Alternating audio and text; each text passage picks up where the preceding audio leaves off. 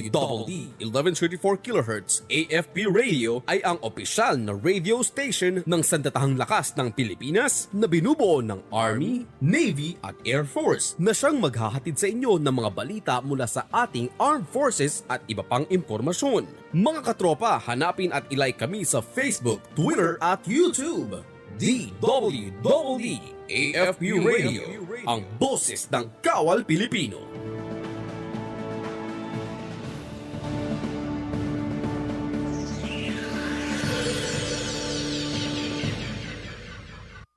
Alamin ang mga mainit na balita mula sa ating Armed Forces. Tumutok sa 1134 kHz AM sa inyong mga radyo. At manood online. I-like at i-share ang AFP Radio DWDD Facebook page. Ito ang DWDD Armed Forces Radio, ang boses ng Kawal Pilipino. Kayo ay nakatutok sa DWDD AFP Radio. Kami po ay kasapi ng KBP, Kapisanan ng mga Broadcaster ng Pilipinas. Mga katropa, para lagi kang updated sa inyong sandatahang lakas ng Pilipinas, siguraduhin naka-like at follow ka sa AFP Radio DWDD Facebook page at nakatune in sa 1134 kHz AFP DWDD. Panoorin ang weekly documentary program ng AFP Radio na Ang Inyong Kawal, Sabado alas 8 ng gabi. Simulcast po ito sa inyong Kawal Facebook at YouTube channel. And keep up the good work sa team. Ayan, Media and Civil Affairs Group, CRS-AFP, maraming salamat po sa inyo.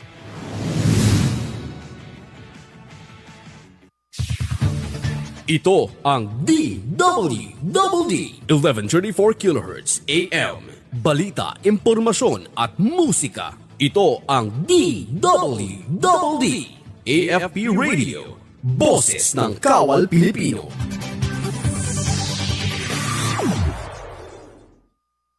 Pagyamanin ang ating kaalaman sa salita ng Panginoon at lumalim sa pananampalataya sa programang Armor of God, hosted by Senior Master Sergeant Ariel B. Ramos, Philippine Army, alas 11 ng umaga tuwing Webes, dito lang sa DWDD Armed Forces Radio, ang boses ng Kawal Pilipino.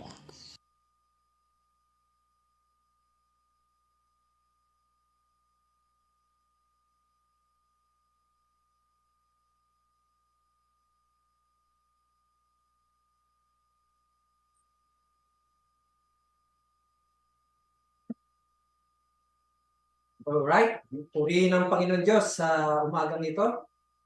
Okay, so isa naman pong magandang umaga po sa bawat isa. Isang mapagpalang araw po para sa ating lahat. Lalong-lalo na po sa ating mga giliw o masugid nating mga followers and viewers na sumusubaybay po sa ating palatuntunan araw-araw sa ating FB page, the DWDD AAP Radio, ang boses ng Kawal Pilipino. At gayon din naman po ang ating pagbati sa mga nakikinig sa kanilang himpilan ng radyo o sa talahipitan ng kanilang mga radyo sa 1134 kHz AM DWDD. Yan. Okay, so once again, welcome to our special segment, The Armor of God, your weekly guide to understanding and applying the spiritual armor that equip us for life's battles. I'm your host, Senior Master Sergeant Ariel Ramos, and I am thrilled to be your host on this journey of spiritual empowerment and enlightenment. Purihin ng Panginoon Diyos. Okay? Today, gaya po ng ating pilot broadcasting, we are going to delve deep into the historical and biblical context and practical applications of the armor of God.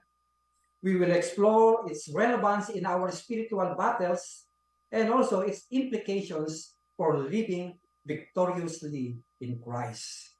But before that, before we dive in, I'd like to extend a warm greeting to our esteemed commander, no other than Major General Ramon Pisagala, Philippine Army, the Commander of Civil Relations Service of the Armed Forces of the Philippines.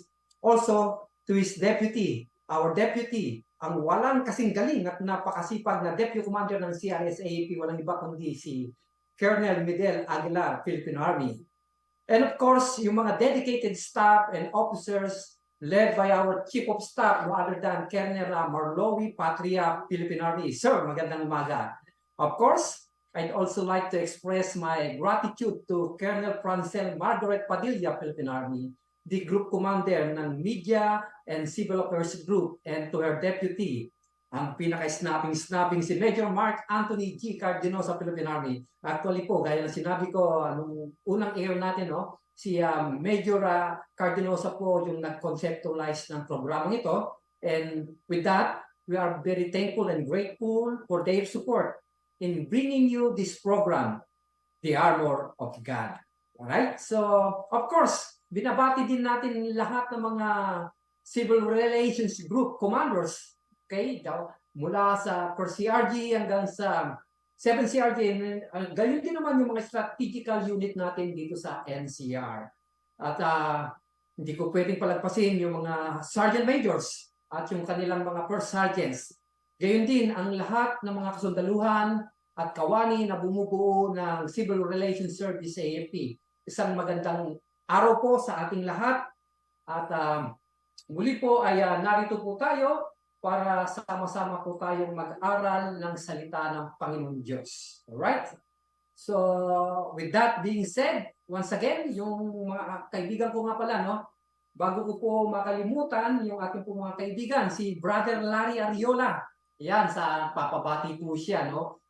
Si Brother Larry Ariola po na isang Grab driver. Ganun din po si Sir Raymond Garcia po, okay, na nagtatrabaho diyan sa municipal ng Taguig City at yung mga iba pa nating mga kapatid at kaibigan sa Bulalan Baptist Church and dito sa CCF, okay, yung ating D group sa pangunguna po ni Brother Hector Sabala. Yan, okay. So at sa mga iba pa nating kapatiran, ganyan din sa mga kasamahan po natin sa 1st Scout Ranger Regiment. Ayan, nagpapabati sila, yung Class 28. Ganyan din naman yung mga classmate natin sa Master in Public Administrations ng Philippine Christian University sa pangunguna po ni Ma'am Meryl. Ma'am Meryl, kumusta ka?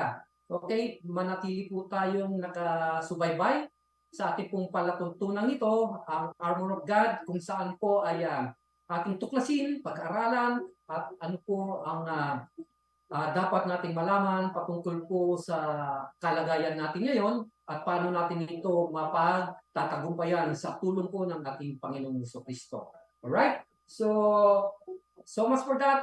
Let us proceed to the reading of the Word of God. Ito po yung ating passage last week.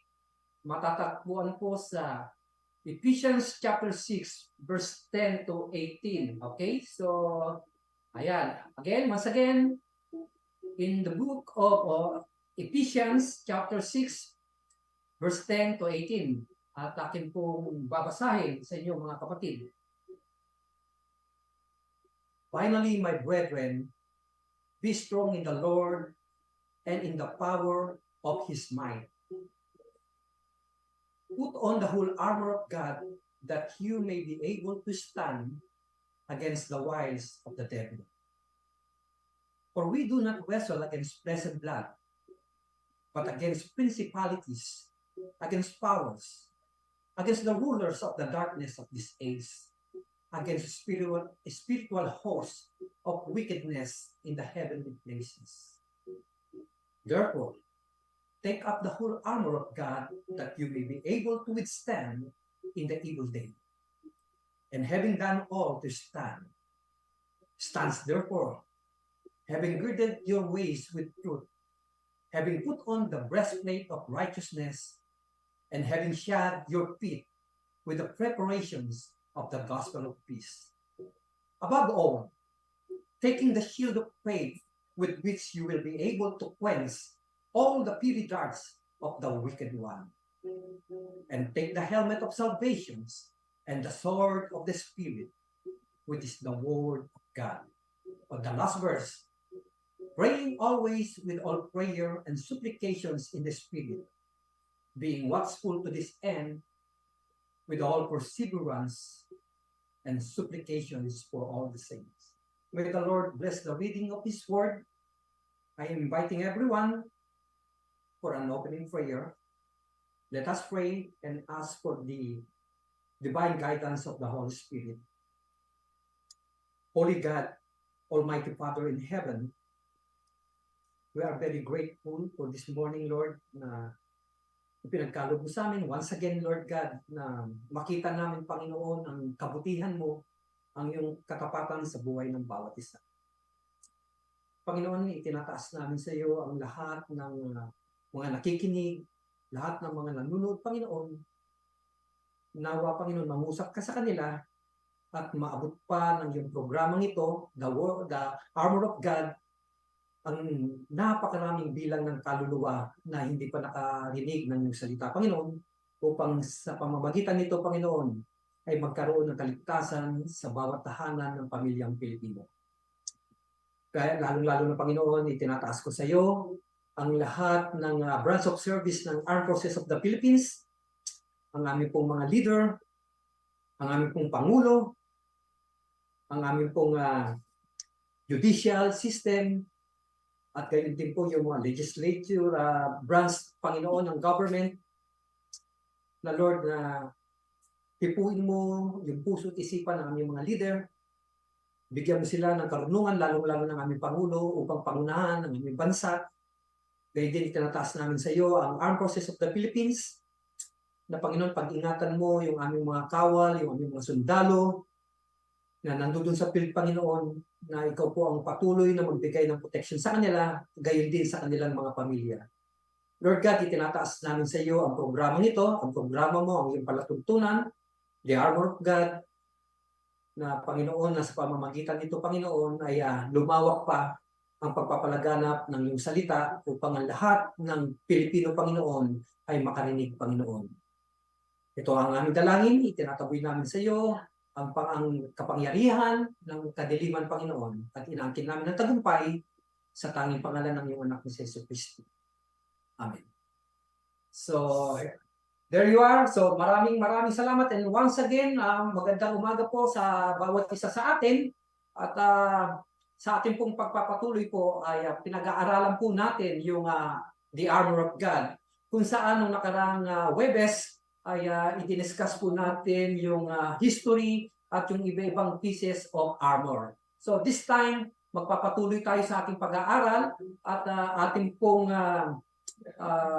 pag-aaralan, i-explore po yung unang pieces of armor. Walang iba po yung the belt of truth o yung ating yung sentron ng katotohanan. Okay? But then again, i-review po natin yung ating pong napag-aralan last week on Ephesians chapter 6, verse 10 hanggang 18, right? So, it is a timeless testament to the spiritual warfare that Christians are facing nowadays. Ano po?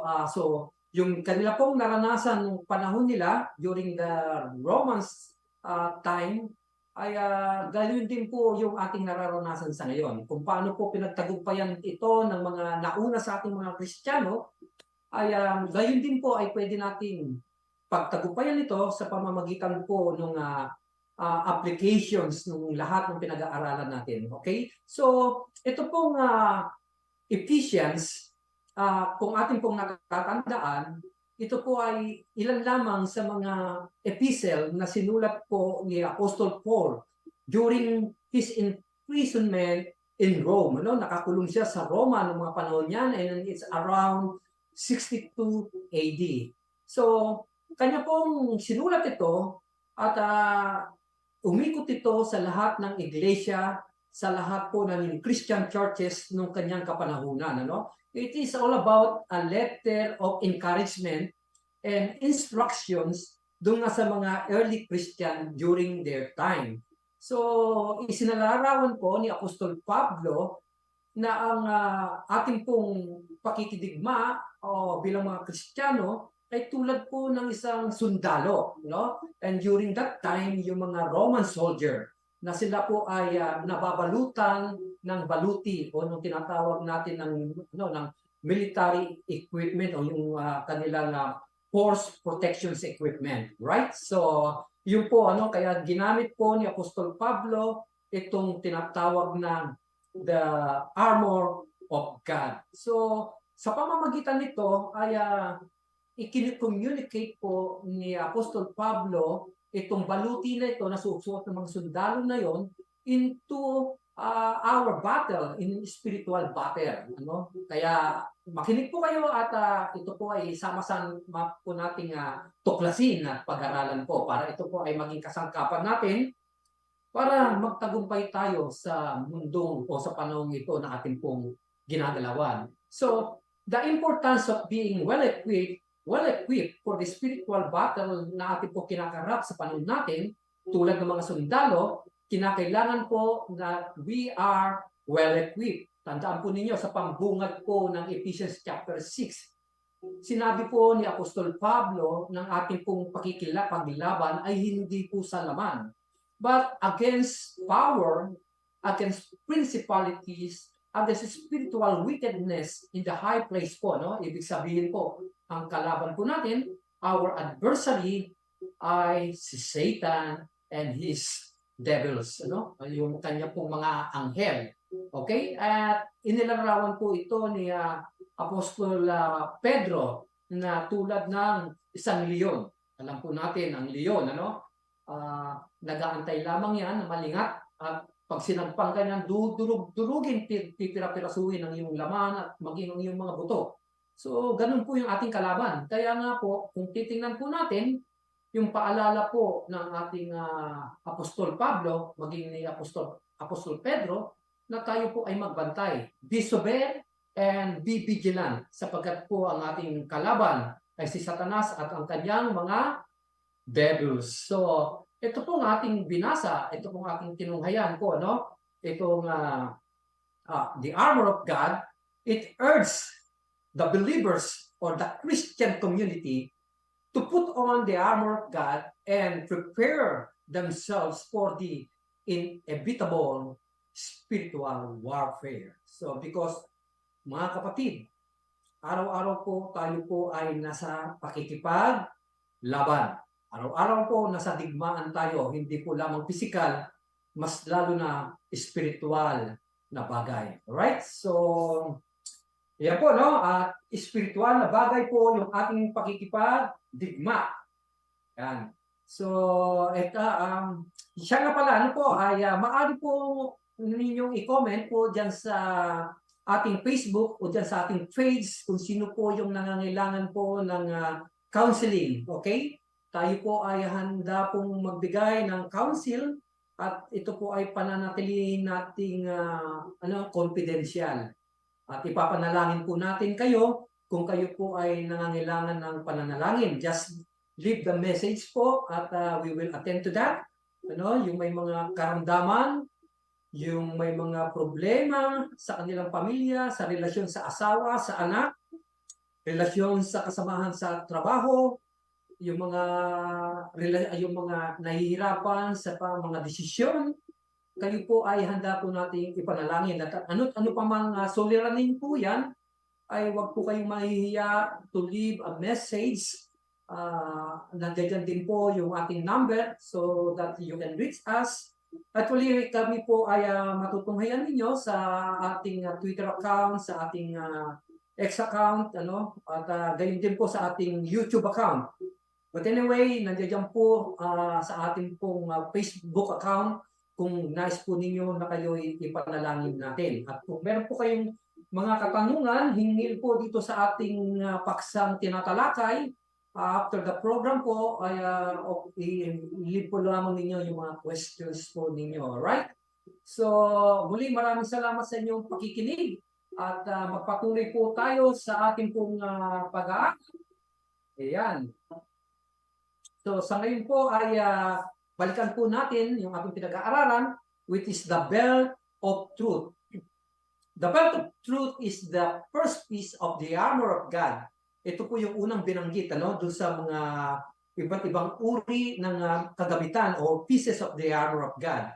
So, it is listed in Ephesians chapter 6 verse 10 to 18, yung ating pong passage na binasa kanina, and it begins with the admonitions from Apostle Paul. Ang sabi niya po doon ay be strong in the Lord and in the strength of His might. So mga kapatid, ay namamanhik po ang ating si Apostol Pablo sa mga Kristiyano ng kanyang kapanahunan na to be strong in the Lord and in the strength of His might. With that, makikita natin na ang susi po talaga sa ating pag-aaral at upang ito po ay maintindihan natin yung kabuuan po ng armor of God at lahat po ng mga pieces o ng mga bagay na nakapaloob po doon sa armor of God, ayan, malalaman po natin na ito ay nagmula sa ating Panginoon Diyos at ito ay para sa Diyos. Okay? Na siya namang ipinagkaloob sa bawat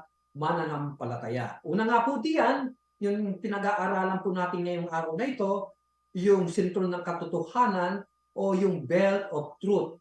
Sinundan po yan ng breastplate of righteousness o yung tinatawag po natin na armor, yung body armor sa panahon po natin ngayon. Okay? And of course, ando din po yung shoes of the gospel of peace. Kung sa atin pa, ito po yung ating combat shoes. Ito yung combat boots natin.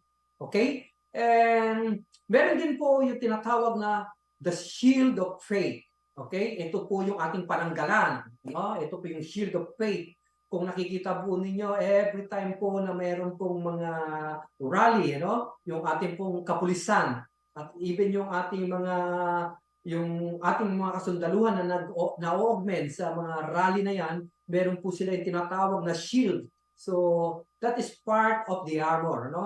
Sa ating panahon, still ginagamit natin yan, yung shield of faith. And narito po din po yung tinatawag natin the helmet of salvation. Sa ating pong panahon ngayon, ito po yung Kevlar na sinusuot natin. Importante po ito. Once again, the different pieces that include in the armor of God, first we have the belt of truth, the breastplate of righteousness, the shoes of the gospel of peace, the shield of faith, and lastly, the helmet of salvation. At meron pang isa, the sword of the Spirit. Right? But kung titingnan po natin, yung mga the belt of truth, the breastplate of righteousness, the shoes of the gospel of peace, the shield of faith, and the helmet of salvation, kung makikita nyo po, all these things po, are gifts of God to His people for their defense. Para po sa ating depensa. Except, take note, except to the sword of the Spirit. Right? So lahat po yun, the belt of truth, breastplate of righteousness, use of the gospel of peace, lahat po ito is for our defense. But the sword of the Spirit, ito po yung ating opensa. Ito po yung the word of God. Because the sword of the Spirit, ito yung salita ng Panginoon. Ito yung the word of God mismo na nakita sa verse 17. So, everything are defensive in nature except the sword of the Spirit. So, pag-aaralan po natin in the future, iisa-isahin po natin yan. So, but this armor of God, mga kapatid, it is designed to help us to stand against the schemes of the devil on verse 11. Yan. So, kung hindi po natin alam po yung katotohanan, ay tayo po ay madaling magapi ng kalaban and it's easy for the devil to overpower us. Tandaan po ninyo yan, Si Satanas po ay may kapangyarihan para po linlangin yung mga Kristiyano. Don't ever forget that for 40 days after nagpas ang ating Panginoong Jesucristo, He was tempted by Satan, by the devil.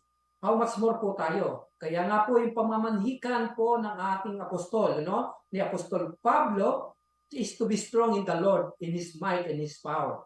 So, for us to be able to stand against the schemes of the devil, we have to put on the whole armor of God. Kaya nga po, napakaganda po, kung makikita po ninyo yung sistema, ay inuna po ni Apostol Pablo yung sentron ng katotohanan, yung tinatawag pong the belt of truth.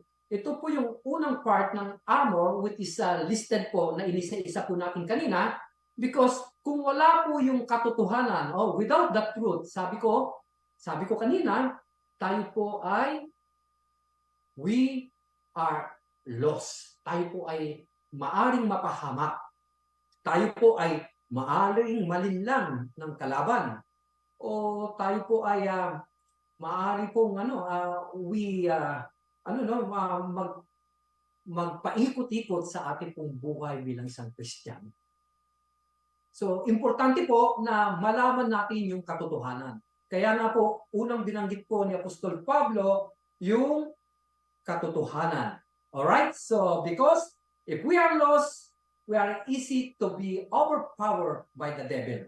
No? So, yung kanyang mga ginawa ng mga bitag para sa atin ay napakadali po nun. Ano? So, yan po, no? Yan po yung kahalagahan ng armor of God. At yan din po, kung mapapansin ninyo, inuna po ni Apostol Pablo yung belt of truth. Because without the truth, we will wander in the wilderness. Kaya, because the word of truth, yun po yung magpapalaya sa atin, ano? Yung sintro ng katotohanan. Kaya po, yan po ay importanteng malaman natin.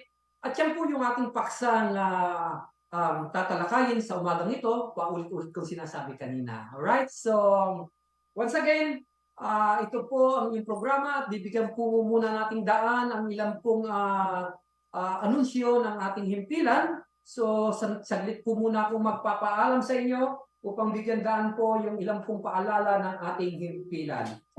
Stay tuned at sa pamamagitan po tayo, magpapaalam muna po ako at as we dive deeper in the significance belt of truth, we are going to explore its practical application sa ating pong buhay sa panahon natin ngayon, no? You are listening to the armor of God, your source of inspiration and spiritual empowerment. Don't go away. Magbabalik po ako. Makalipas po ang ilang minuto. Studio.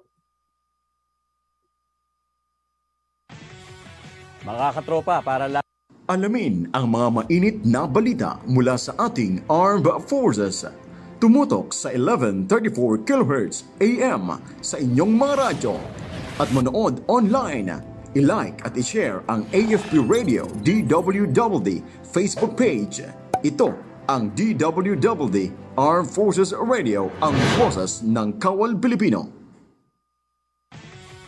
Mga katropa, para lagi kang updated sa inyong sandatahang lakas ng Pilipinas, siguraduhin naka-like at follow ka sa AFP Radio DWDD Facebook page at nakatune in sa 1134 kHz AFP DWDD. Panoorin ang weekly documentary program ng AFP Radio na Ang Inyong Kawal, Sabado alas 8 ng gabi. Simulcast po ito sa inyong Kawal Facebook at YouTube channel. And keep up the good work sa team. Ayan, Media and Civil Affairs Group, CRS-AFP, maraming salamat po sa inyo. Ito ang DWWD 1134 kHz AM. Balita, impormasyon at musika. Ito ang DWWD AFP Radio. Boses ng Kawal Pilipino.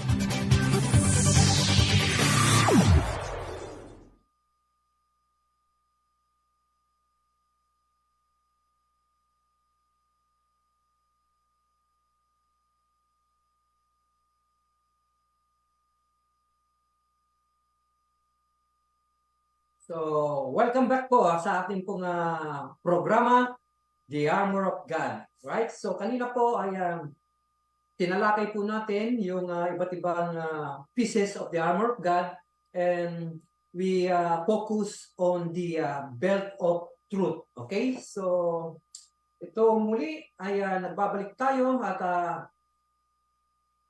now, ano nga ba yung tinatawag nating the belt of truth as described in the letter of Apostle Paul to the Ephesians, no? to the episode, no? sa episode, no? Particularly, makikita po natin yung passage on chapter 6 verse 14 po. Makita natin doon na yung belt of truth, it symbolizes yung tinatawag natin na, alright, so sandali lang po. Makita po natin doon na it symbolizes yung foundational principles which is essential for a spiritual armor, for a Christian spiritual armor. Kasi meron po tayong tinatawag na yung physical armor, yung nga pong describe ni Apostle Paul, because during his time, doon yung Roman Empire, nasakop po ang ang ilang parte ng Europe noon kasama po yung Israel during that time. So they were under sa Roman Empire nung panahon na yon. So yung mga sundalo, mga Romano, nakikita niya yung baluti, yung kasuotan ng mga sundalo. So hinalintulad niya yung ating pamumuhay bilang Kristiyano na dapat tayo po ay nasusuotan ng baluti, na baluting espiritual. Okay? So pag-usapan po natin ngayon, ano ba yung implications nito sa ating buhay. Okay? At ano ba yung functionality nito? Itong belt of truth. Bakit kailangan? Bakit napaka-importante nito sa ating pamumuhay bilang mga military and bilang mga Kristiyano? Right? So, first, it embodies yung honesty, the integrity, but of course, yung sincerity.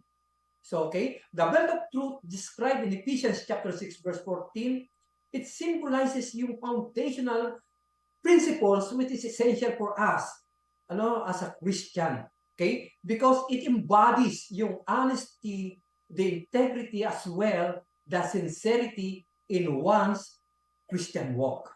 Ayun po pala. Kaya po, ganun na lamang po yung pamamanhik po ni Apostol Pablo, no? He is urging the early Christian in his time to put on the whole armor of God for us to be able to withstand against the schemes of our adversary, which is the devil itself. Right? So, makikita po natin, it embodies the honesty, the integrity, as well as the sincerity in our Christian walk. Okay? Serving as a metaphorical belt, it holds together yung entire armor of God. Kaya nga nabanggit ko kanina, we have the belt of truth, we have the yung tinatawag natin yung body armor, andun din yung ating sapatos, andun yung ating sinturon po, ay dito na rin po nakakabit yung ating pistol, right? Tayong mga sundalo sa panahon natin ngayon, pagsuot po natin ng garrison belt natin, okay, andun na rin yung suspender belt natin, andun na rin. And even our, yung tinatawag po natin na bandoleer natin, nandoon na yung ating basic load, yung ammo basic load natin. So itong sintron na to ay nakakabit sa kanya lahat, yung espada, kung meron siya yung tinatawag na yung axe, yung palakon, nandoon din yung kanilang mga punyal, nandoon din nakakabit minsan yung kanilang mga pana, yung lagayan ng mga pana, palaso. So ito palang belt of truth po, na suot-suot ng mga sundalo ng kanilang panahon, ay dito po nakakabit yung iba't ibang pieces of the armor. So, kaya po inuna ni Apostol Pablo yung belt of truth, right? So, because it holds together the entire armor of God, right? So, gayon din naman po sa ating pong kasuotan ngayon, yung ating force protection equipment. So, nakakabit po doon, And because the belt held the soldier's sword, gaya na sinabi ko kanina, in yung other weapons, nakakabit po yan doon sa kanyang sintron. The belt of truth of the spiritual armor hold the sword of the spirit. So, di ba? Meron tayong the belt of truth, yung sinabi ko kanina, the sword of the spirit. Okay? They are linked together, Meant to say, linking truth and the word of God. Yan po, makita po natin on the book of John, chapter 17, verse 17. Alright? So, sinabi ko kanina, yung the belt of truth, yung tinatawag na the shield of righteousness, yung shield of gospel of peace, and so on and so forth, those are in nature, those are for our defense. Depends in nature. But the word of truth, or the spirit of truth, the spirit of the word of God, with the word of truth and with the spirit of the sword, kung ito ay nagliling sila. Ito yung salita ng Diyos at ito mismo yung spirit of the sword of the spirit. Okay? Magkasama sila, magkadugtong sila. Walang iba, ito ay nagpapatungkol pa sa ating Panginoong Jesucristo, which is the word of truth. Right? So kung makikita nga natin, kung babasahin po natin on the Gospel of John, on chapter 1, sabi doon, and the word become flesh. So ito ay patungkol po sa ating Panginoong Jesucristo, which is the word of sword and the sword of the Spirit. Right? So, balikan po natin yung ating pong tinatalakay ngayon. Balik tayo, no? So, tulad nga nung ating physical belt, it secures yung ating armor, no? The soldier's armor. The belt of truth ay sinisecure din naman yung ating spiritual journey. So, gusto mong magtagumpay sa iyong lakbayin bilang isang militar? Gusto mong magtagumpay sa iyong spiritual journey? Importante po na suotin natin po yung armor of God, particularly the belt of truth. Ayan, okay? So mga kapatid, ano? At unti-unti po nating nalalaman yung symbolism at yung functionality po ng the belt of truth at ano po yung spiritual at yung applications nito sa ating pong kasalukuyang panahon. Okay? So bilang mga military po, no, importante po talaga sa atin yung ating pong armor, no? Kaya nga po ay meron po tayong suspender belt. Meron po tayong yung tinatawag na bandolier. Nandiyan na po lahat yung ating mga pangangailangan, ano? Kaya kumbaga naka-all-in na lahat ng pangangailangan natin. So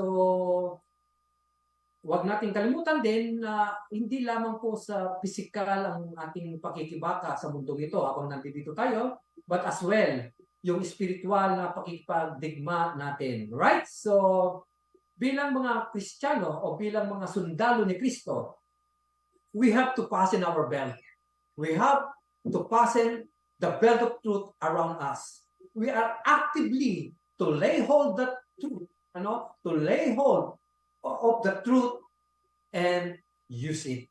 Kaya nga po napakaganda po na tayo po ay pinagkaluban ng ating Diyos ng palatuntunan o ng programang ito para po mapaalalahanan po yung ating mga kasundaluhan at even po yung ating pong mga civilian human resource at yung ating pong mga taga-subaybay po sa programang ito. Makikita po ninyo ang inyong pong kasundaluhan ay dapat na naglilingkod sa inyo sa tulong at gabay po ng ating dakilang lumikha. And with that, importanteng sinusustain po natin yung ating spiritual life sapagkat po ang labanan ay hindi lamang pisikalan, kundi ay spiritual din po.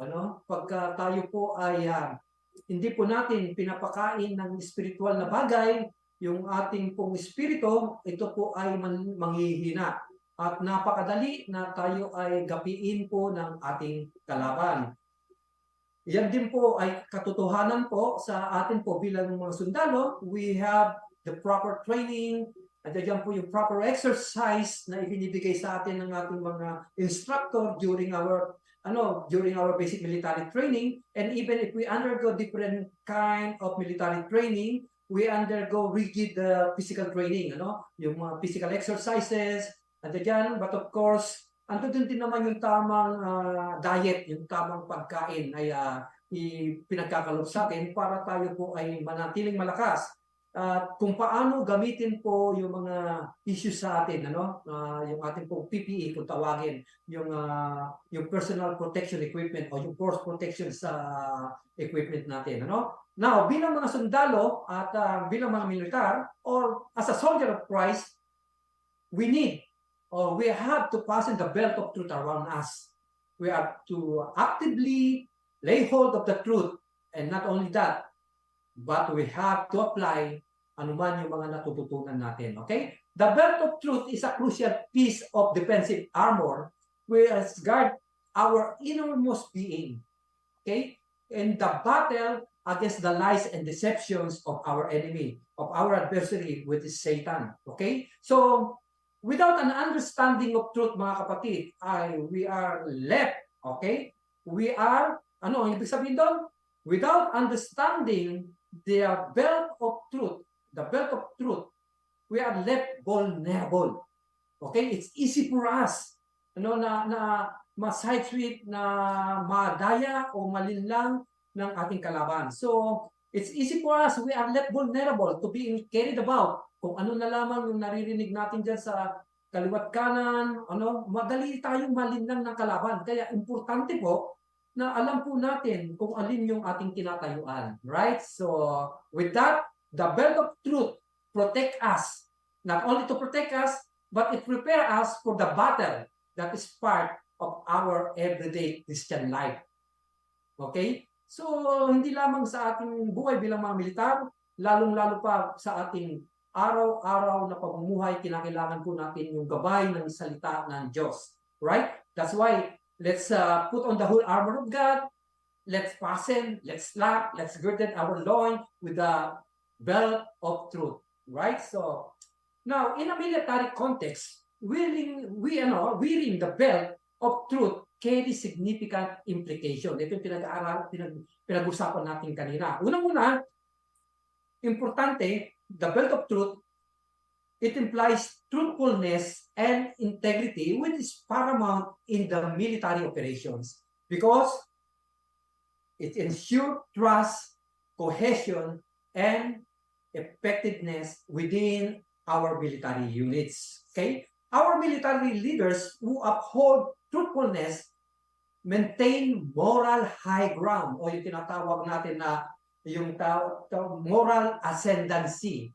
And with that, they earn the respect of their peers, of their subordinate, and the organization. Okay? But conversely, if not, deceit and dishonesty will undermine the moral. It undermines moral. Not only that, it will erode the trust and it weaken our organizations. Once again, in a military context, winning the belt of truth carries significant implications. Truthfulness and integrity, which is paramount in our military operations. Okay, pag sinabi natin military operations, marami yan. Hindi lang combat operations, And even yung hadar, andyan yan, okay? And even lahat, other than military operations, lahat yan, na sa iba't ibang uri, hindi lang combat operations. So, importante po yung truthfulness and integrity because it ensures trust, cohesion, and effectiveness within the units. Pero ang kabaligtaran naman nito, if hindi natin i-apply ito sa ating buhay, it is it undermine yung tinatawag natin na moral, and it will erode the trust and confidence, and it will weaken the organizations. Okay? So, paano nga ba siya ka-importante sa ating buhay, At lalong-lalo na our world today, yung current itong ating kasalukuyang kalagayan ngayon, Our world today, it is characterized by misinformation, deceit or deception, and even moral ambiguity. So, with that landscape, we have to ground ourselves in the truth of God, which is the scripture, which is the Bible, because it is vital in our daily life. Because the Word of God, the belt of truth, provides a solid foundation po. So, amidst po ng mga cultural norms na nangyayari ngayon, yung mga kultura na nagbabago ngayon, the different ideologies na naririnig natin, this belt of truth, it empower us to discern truth from falsehood. Okay? Kasi kung alam mo ang katotohanan, kung alam natin ang katotohanan, hawak natin ang katotohanan, it's easy for us as a military Christian, as a soldier of Christ, to discern what is truth from falsehood. And it helps us to navigate on our moral dilemmas with wisdom. And also, we can stand firm in our faith despite oppositions and persecution. Kasi alam natin yung katotohanan that we are not doing this para i-impress yung ating mga boss o sabing magaling tayo. But at the midst of persecution, we are happy in serving the Lord. We are happy in serving our country. We are happy in serving the Filipino people because alam natin yung means ng ating existence dito sa mundong ito. So as a military Christian, it empower us to discern truth from falsehood.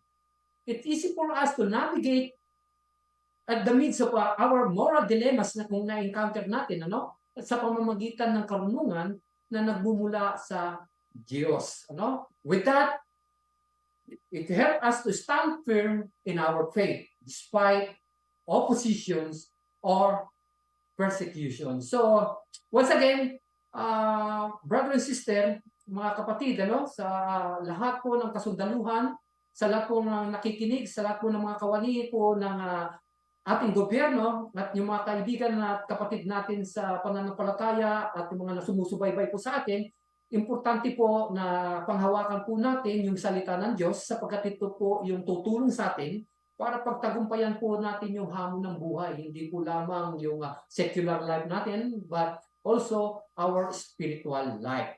So, with that, by aligning with the divine principles of honesty and integrity, bawat isa po sa atin can navigate the complexities of this present world, of this modern world na tinatawag nila, no?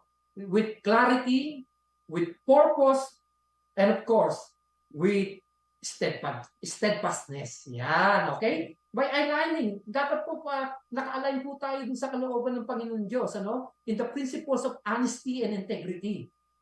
Gaya po na sinabi ko nung unang araw po natin, pag po ang ating mga kawani, pag po ang lahat ng kasundaluhan po ay may pananampalataya, may banal na pagkatakot sa Diyos, ay hindi mo na kinakailangan na sila ay bantayan.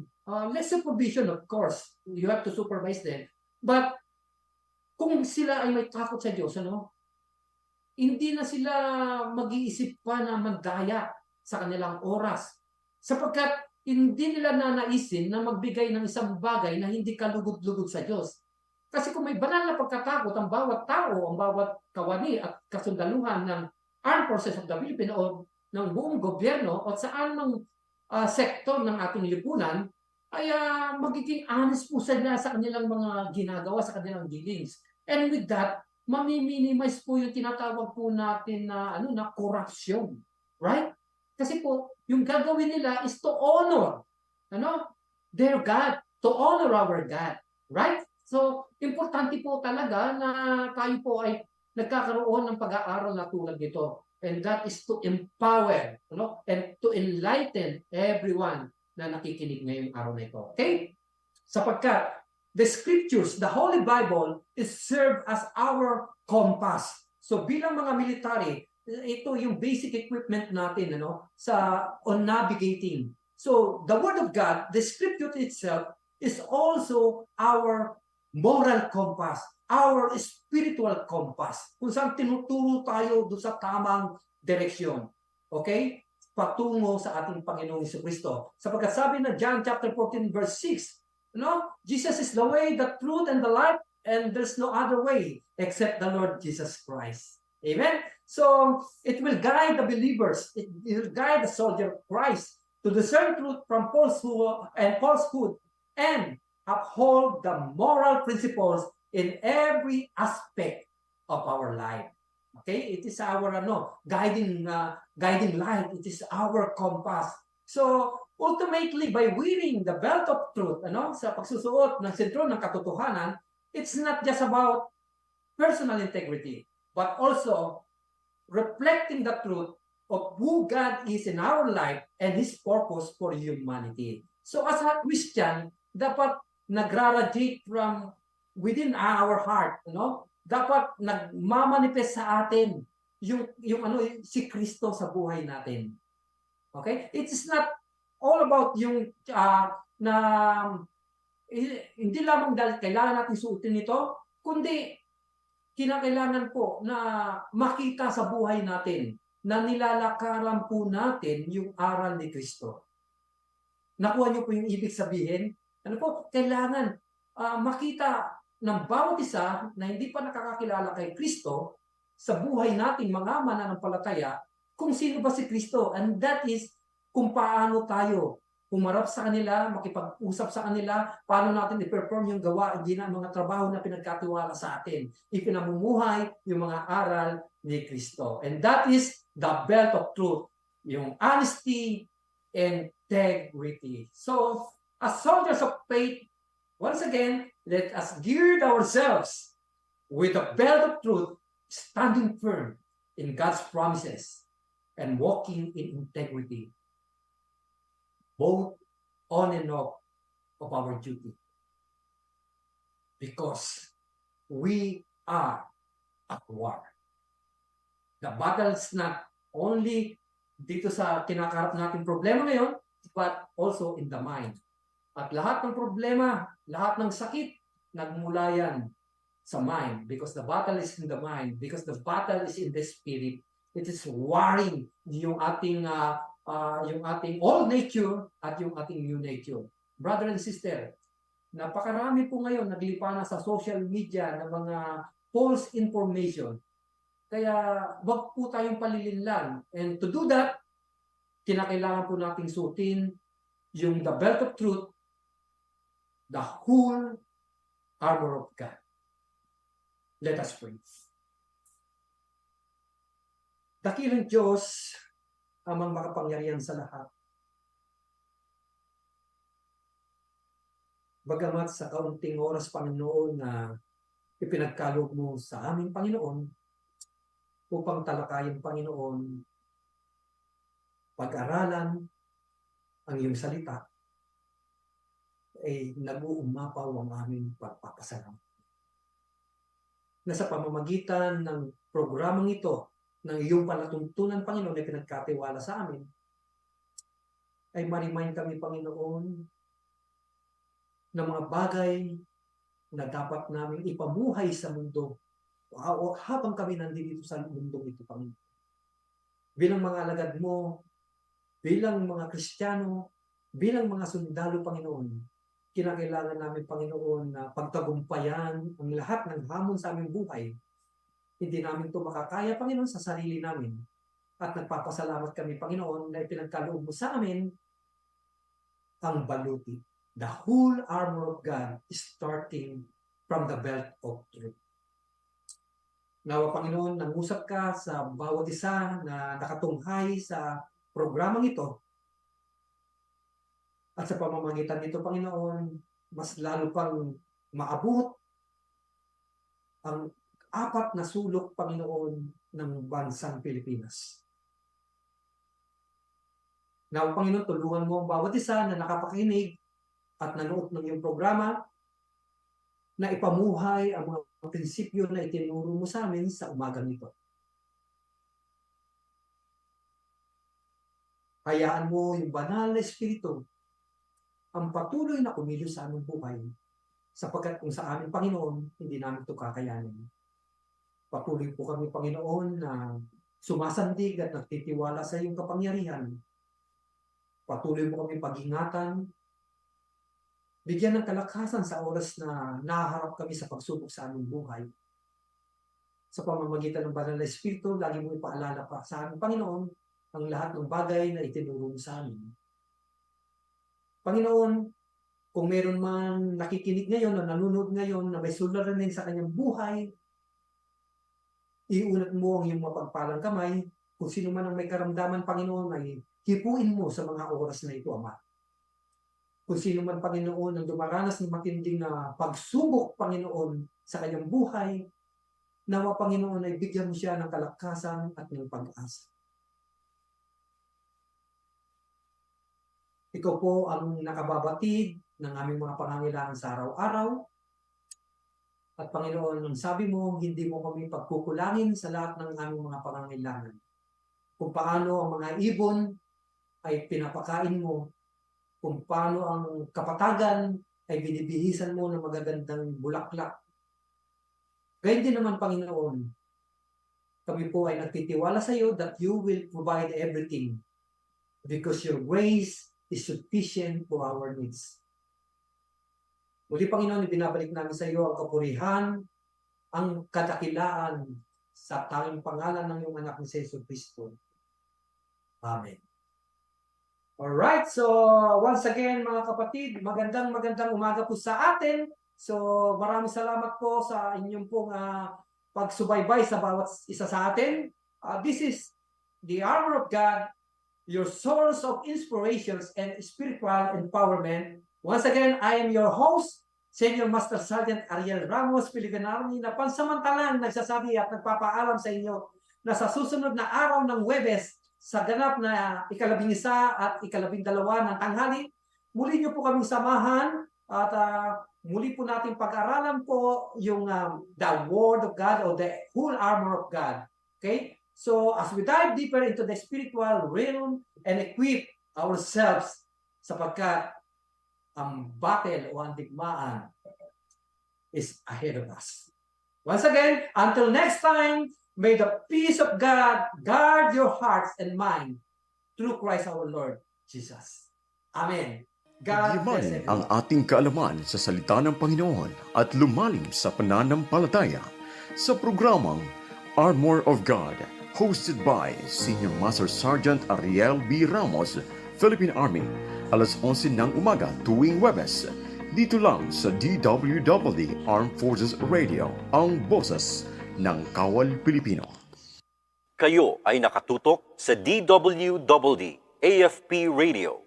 Kami po ay kasama